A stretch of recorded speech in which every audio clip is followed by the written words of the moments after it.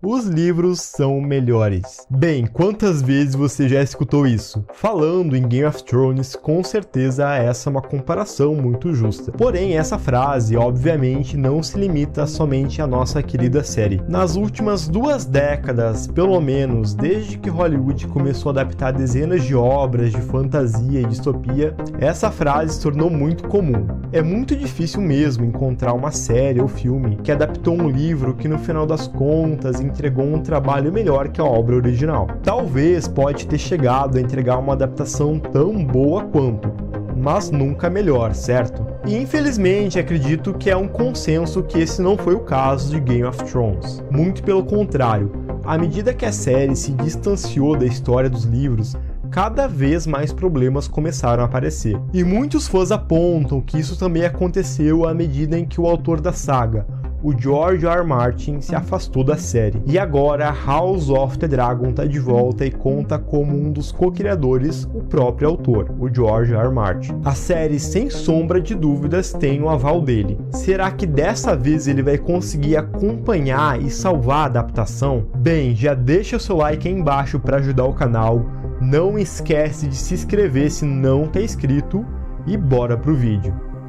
Se você é muito novo e não acompanhou o Game of Thrones desde as primeiras temporadas, assim como eu, provavelmente não deve saber, mas o George R. R. Martin tinha uma proximidade da série muito maior do que ele teve nas últimas temporadas. Para vocês terem uma ideia, ele chegou a acompanhar a gravação do episódio piloto. Ele inclusive escreveu, como roteirista mesmo, 4 episódios, um para cada uma das 4 primeiras temporadas. Além disso, ele comentava alguns dos episódios como forma de especial, comparando muitas vezes as decisões dos personagens da série com a sua própria obra. Coisas que até então eram parecidas. Porém, o que muitas pessoas não sabem é que a participação do George R. R. Martin em Game of Thrones nunca foi muito além disso. Ele sempre teve submisso às decisões dos D&D, os showrunners da série, e muitas vezes ele nem mesmo tinha poder sobre os episódios que ele mesmo tinha escrito, porque em muitas vezes os D&D, os showrunners de Game of Thrones, depois de receberem o episódio que ele tinha escrito, acabavam mudando e mexendo em muitas ideias do autor. Um exemplo para vocês é o 2º episódio da 4ª temporada, aquele em que o Joffrey morre envenenado.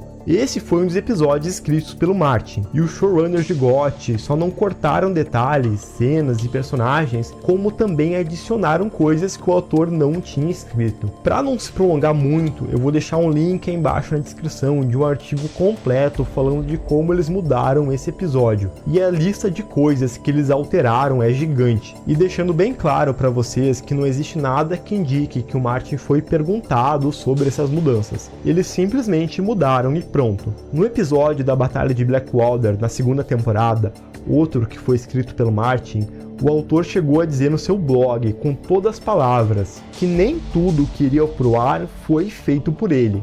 Ou seja, outras modificações haviam sido feitas, provavelmente sem o seu aval. E falar isso é muito importante para mostrar para vocês que, apesar do Martin ser o autor da obra original e de até ter escrito alguns dos episódios para a série, ele não tinha poder nenhum sobre o que ia acontecer em Game of Thrones. Todo o poder de decisão estava nas mãos dos showrunners, os David Benioff e o D.B. Weiss. Porém, será que em House of the Dragon isso vai ser diferente? Bem, diferente de Game of Thrones, onde o Martin era co-produtor, em House of the Dragon ele também é acreditado como co-criador junto com Ryan Condon. E o que isso quer dizer é bem subjetivo. O que se especula é que o Martin ajudou a criar o argumento da série, ou seja, uma sinopse com base na sua obra original. Talvez ele tenha ajudado Ryan Condon, o roteirista da série, a dividir a história entre as temporadas, a definir o episódio piloto ou a criar algum diálogo, se for o caso. Mas isso é talvez. Provavelmente o Martin só ajudou a desenvolver a ideia inicial da série e deixou tudo nas mãos do Ryan, que é o showrunner de House of the Dragon. E uma coisa bem interessante é que o Ryan queria adaptar Dunkin' Egg, porém o Martin não deixou, porque tem mais contos do Cavaleiro dos Sete Reinos que o Martin quer escrever antes que isso vire uma série. Ou seja, dá para entender que House of the Dragon tem sim o aval do Martin para uma adaptação, o que é muito bom na minha opinião. Isso indica que a HBO está produzindo uma história com consentimento do autor, tanto que o Martin deixou claro que ele pretende sim escrever episódios da série depois que lançar o livro The Winds of Winter. E eu acredito que isso indica que o Martin esteja disposto a ajudar o Ryan na série, e de que ele tenha definido como a história vai se desenvolver ao longo das temporadas. Se você não sabe, segundo o próprio Martin, o Ryan e ele são conhecidos há muito tempo, e pelo que parece foi o próprio autor que escolheu ele como showrunner. Mas eu preciso deixar bem claro para vocês que tudo isso só vai depender do Ryan Condal